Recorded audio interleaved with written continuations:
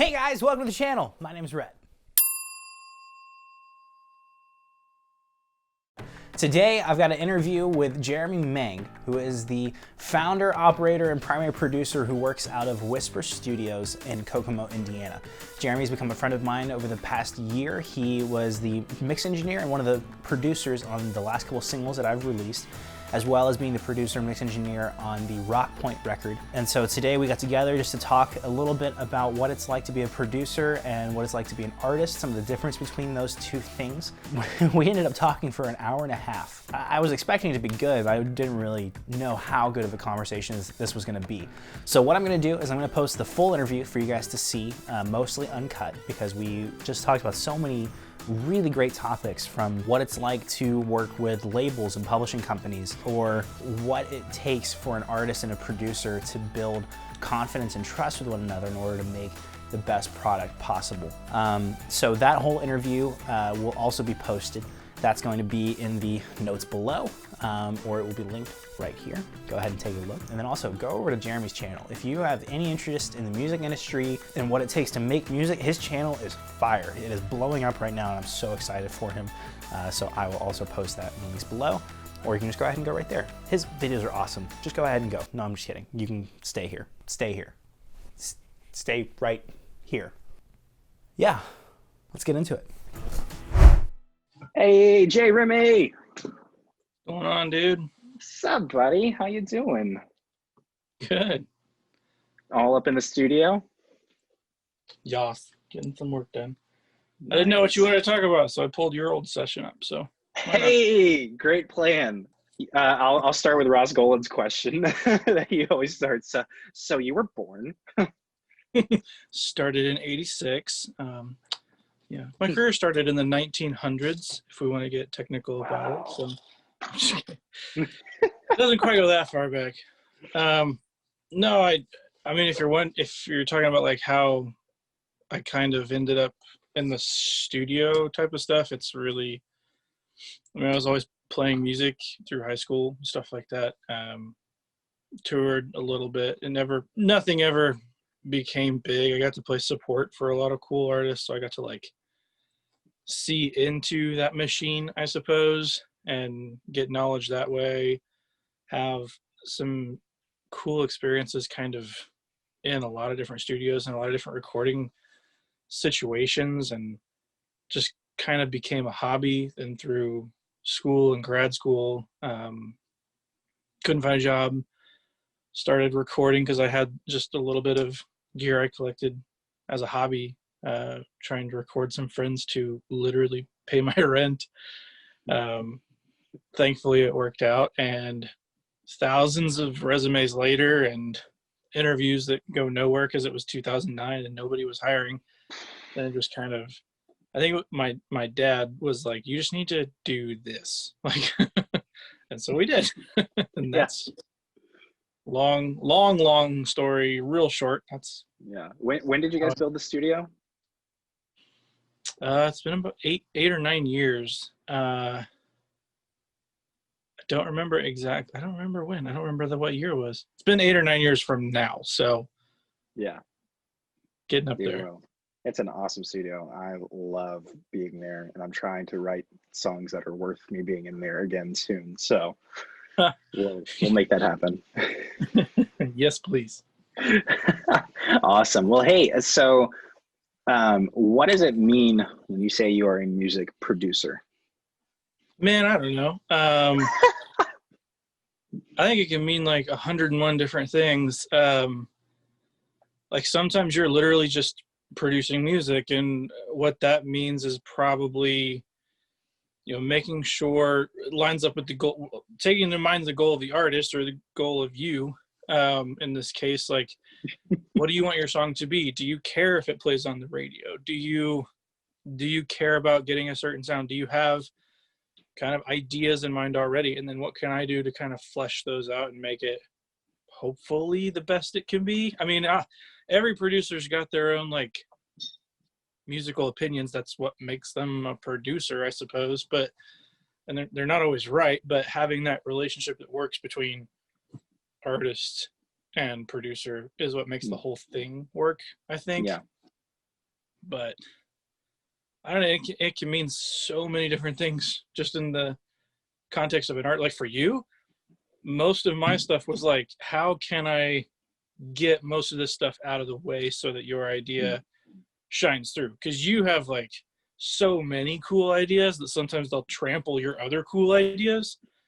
Whereas somebody else, they don't have like as fleshed out of an idea. So it's, how can I add musical elements or textures to kind of flatter this thing as much as possible? Or in some cases, you're literally like, you're a, I don't know, a psychiatrist or something. I don't know, a psychologist. For You have definitely been my psychiatrist making these songs.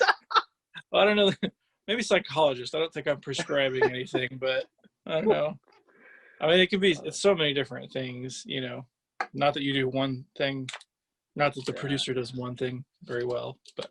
What are your kind of first impressions when you're working with a new artist that you don't know? Because I cold called you out of nowhere. You had no idea who I was. What are you looking for? That, like, remind me of that phone call. Hey, a buddy of mine said your studio's dope. Like, would you be willing to work on a project? I want to know who that buddy was. I think it was Cam. Oh, really? I think it was Cam. Cam was like, I asked Cam, I was like, hey, what studio were you doing some work at? Because I think Caleb produced his stuff, but I think he did some of that recording at Whisper. Yeah, I think their other plan had fallen through and they ended up here like on really short notice, if I'm remembering that right. I could be totally wrong. I don't know. There's so much of this stuff that cannot possibly be a blanket statement. Like, there's so many conversations I have with people. Like, I mean, even this week, people who will book studio time and then never show up. That's why I charge a deposit. You know, that's when I'll actually put something on my calendar. So like, you have even that side of it. And then like talking to you, like, it's not real until it's real. And I mean, I only mean that to say, like, so many people can kind of flake out real quick. Which I don't understand, because it's a lot of money to do this at this level. Yeah, it really, and that baffles me. Like, I have projects, like albums worth of materials from some artists, from some labels, that it's been recorded, it's been mixed, it's been mastered, it's been approved, and nothing has happened. And or they'll go as far as the recording process and it never goes anywhere. But I don't know, I guess when you're starting talking to someone brand new, try to, as quickly as possible, get into their head. Now, this, I might be putting myself into a trap because I honestly don't remember the process I did with you. So this has probably changed since then. I remember that now, because when you initially came, I didn't think much of it. I was just an engineer at that point for that first session, because I remember having that first initial conversation, which I remember now. You knew what you wanted. You showed me the demos. I thought the demos were awesome, but you were just coming in to do drums, and that was it. So it's like, okay. Supposedly, well, then I was freaked out of my mind coming into a studio with a guy. I had no idea who he was. Oh yeah. Like, I was still like, I was not new to recording, but I was really new to doing my own stuff. And I was like, I know what I want. I just need help getting it there. Yeah, and even to that point, I think, like, you can kind of sense that in the room, and there's a fair bit of, like, you don't want to push somebody too far, especially when it's the first time you're working with someone. But I mean, I could tell you were nervous. I could tell the drummer who was here was a little nervous. And, out of his mind. I mean, he did awesome. That dude did great. Yeah, I think he said he'd never been in a studio before that, and he killed it. That track is dope. It's fire, man. Like, yeah, he did a really good job. That was fun. What do you remember about Cold? Like, what was your favorite part about that one, as the producer? I always love, like, kind of anything that rides on that synth pop kind of retro wave. I love it. There's like no rules as far as drum tones go. It could just be this big, powerful, energetic thing, and it's fun. Like, those especially are always fun when you're working with somebody new, because you can kind of and this is gonna sound a little cocky, but you can flex a little bit as far as like Yeah, I wanted what's you to. possible. But those are fun. When was the moment you were like, okay, good, this guy knows what he's doing? When I heard your demo tracks. Oh, really? From Yeah. that Oh, early? definitely. No, you can tell. Yeah, you can tell awfully soon. Like if somebody's songs are good, like everything else is kind of easy. And well, I won't say that, not easy, but as long as you get along with that person and as long as there's like a working relationship there, then it's definitely easy. Because you can have any one of those things without the other and it still doesn't work. Like you can have great songs with an artist you really don't get along with and you're not going to make a cool product, or vice versa, an artist you really get along with and songs that are just dog crap. And it doesn't, like there's no amount of producing that can fix a bad song, you know? So you had good songs and it seemed like we got along. So I was like, this is going to go well. What's been the most challenging part of this project? The project as a whole, honestly, like what initially was the hardest thing ended up being like a really cool thing when you brought Caleb in on it. Because I've hired Caleb tons of times as a player, and then he's also done his own projects in here, but it's never been like, hey, I think the only reason it was weird at first was I started the project and then you brought him in as a producer. Yeah. So my ego definitely took a hit initially. I was like, man, I really didn't know what this guy wanted. But once I got over that and like, no, it totally made sense. And I'm glad like Caleb had those 2 songs because he did a way better job than I would have done on those. And getting the chance to work with another producer on something like that, and I've worked with other producers, but in that situation it was confusing, and I think that's what made it initially difficult, but it's since turned into like a really good working relationship between me and Caleb, and we've done that on a couple other projects, and we want to do it some more. I realized very quickly, I was like, oh frick, did I like majorly mess up with this? Because as the artist, I felt that. And like kind of what drove that decision for me was, one, I just wanted to meet more people and work with more people. Like I was trying to get to know more people in the indie area and the indie scene. I had met Caleb at something. The Cam's concert with Cody Fry that he did in Indy. I was the event photographer for that.